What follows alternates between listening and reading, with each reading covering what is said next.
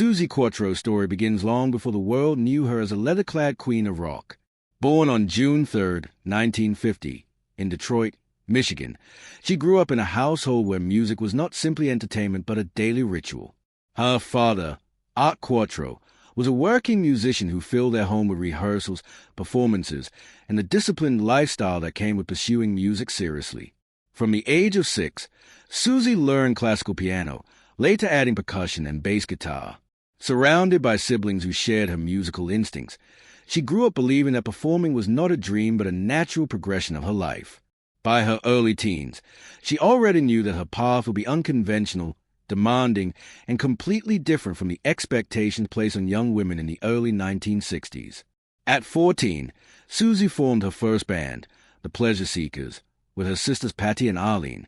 Unlike many girl groups of the time, the Pleasure Seekers played their own instruments and performed aggressive, high-energy rock music. Their sound and presentation set them apart, not only because of their talent, but because they refused to conform to the polished, choreographed image expected of female performers.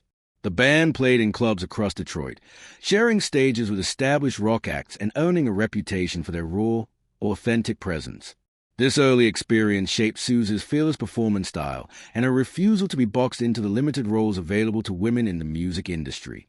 In 1971, British producer Mickey Most discovered Suzi during a Detroit performance and immediately recognized her star potential. He encouraged her to move to London, promising a level of opportunity and exposure she could never achieve in the United States at that time. Suzi accepted, leaving behind her home, family, and the American rock scene. Moving to the UK proved to be the turning point of her career. Britain embraced powerful female performers more readily than the US, and Suzi found herself in a creative environment where her tough, rebellious image fit perfectly with the evolving glam rock movement. Her breakthrough came in 1973 with the release of Can the Can, which shot to #1 in the UK and across Europe. Suzi Quatro had arrived with a distinctive look, sound, and persona that no one had seen before, a young woman playing bass guitar with authority, rocking leather jumpsuits, and delivering powerhouse vocals with confidence usually reserved for male frontmen. Over the next several years, she produced a series of hits, including 48 Crash, Devil Gate Drive, The Wild One, and Datin' a Demon. Each song reinforced her reputation as a trailblazer who challenged the norms of gender in rock music. Female musicians like Joan Jett, Debbie Harry, and members of the Runaways later credited Suzi as a major influence, marking her as a pioneer of women's rock. By the mid-1970s, Suzi's success expanded beyond music. She gained international recognition through a recurring role as Leather Tuscadero on the American television series Happy Days. This character amplified her global fame, bringing her music and persona to millions of viewers who may not have followed the UK rock scene. Suzi's impact on entertainment grew steadily, yet she continued to release albums, tour, and push the limits of what a woman in rock could do. She maintained a relentless schedule, balancing recording sessions, television appearances, and international tours that solidified her presence as a versatile performer. During these years, her personal life was equally intense. Suzi married her longtime guitarist Len Tuckey in 1976, and together they had 2 children. The couple performed, toured, and collaborated professionally, but the pressures of the music industry took a toll on their marriage. After years of strain, they divorced in 1992. Suzi later remarried to German tour promoter Rainer Haas, finding stability after decades of navigating the highs and lows of rock star life. She lived across multiple countries, Essex, Hamburg, and Detroit, balancing family, personal growth, and her artistic career. Through the 1990s and 2000s, Suzi continued recording, releasing albums such as Back to the Drive and In the Spotlight, while also hosting popular BBC radio programs, including Rocking with Suzi Q. Her voice, insight, and longevity earned her respect not only as a performer but as a commentator on the evolution of rock music. Even as trends shifted and new generations of musicians emerged, Suzi remained active, touring internationally and producing new work. Her discipline, stamina, and dedication allowed her to maintain a career spanning more than 5 decades.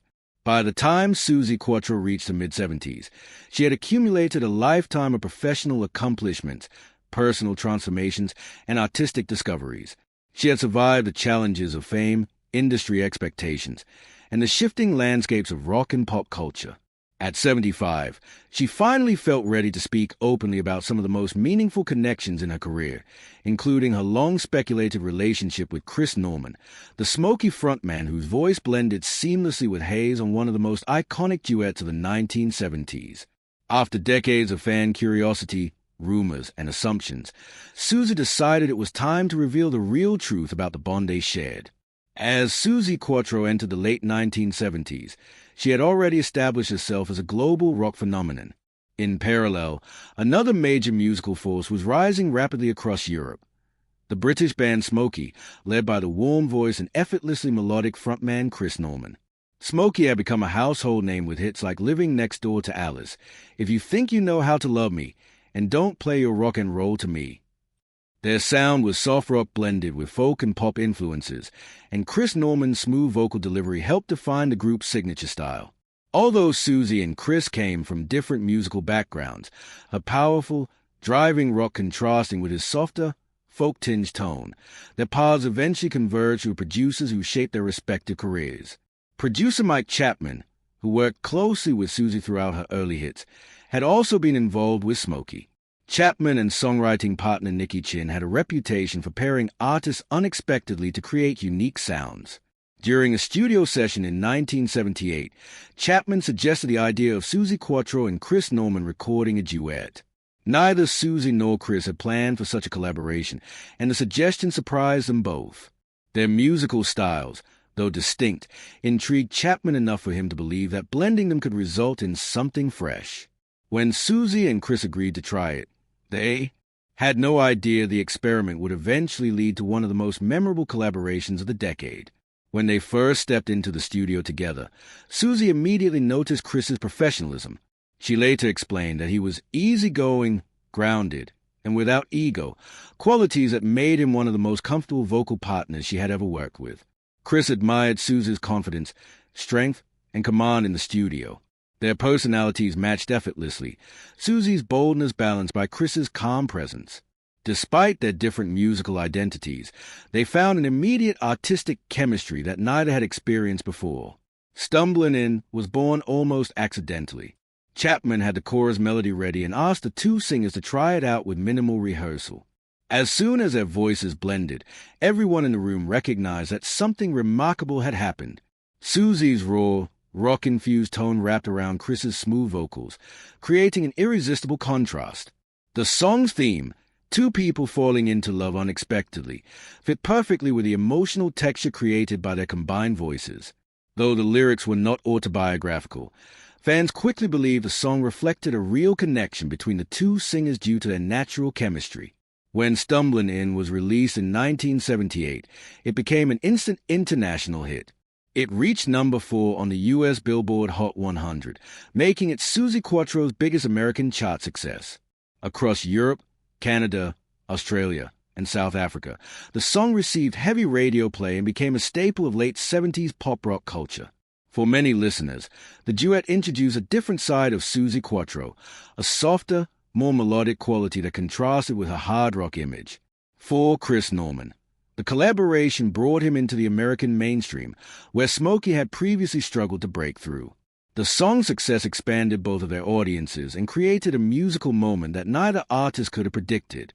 But with success came public speculation. Because Stumbling In portrayed a romantic narrative, fans began to wonder whether Suzi and Chris shared a personal relationship beyond the studio. Rumors circulated in tabloids and fan circles for decades, often fueled by their natural comfort together during interviews, performances, and promotional appearances. Suzi later revealed that she understood why fans believed something deeper might have existed, but she insisted that the truth was far simpler.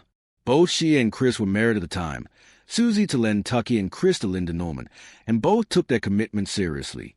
Suzi emphasized repeatedly that their connection was rooted in music, not romance. The friendship that grew between them was built on mutual respect.